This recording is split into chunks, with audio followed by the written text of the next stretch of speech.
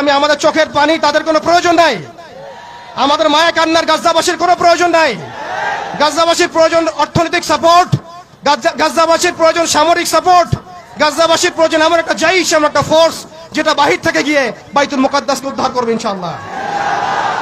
আর আপনারা ভবিষ্যৎবাণী শুনে রাখবেন, ইনশাআল্লাহু আযজা ওয়া জাল আল্লাহ রাব্বুল আলামিনের এই বান্দাদের মধ্যেই এমন একটা জাইশ, এমন একটা দল আল্লাহ পাক সৃষ্টি করে দিবেন ইনশাআল্লাহ। যেই দল, যেই জাইশকে পৃথিবীর কোন সেনাবাহিনী থামাতে পারবেন ইনশাআল্লাহ। শেষ পর্যন্ত তারা বাইতুল মুকাদ্দাস মুক্ত করেই ছাড়বে ইনশাআল্লাহ। শুধু সময়ের অপেক্ষা।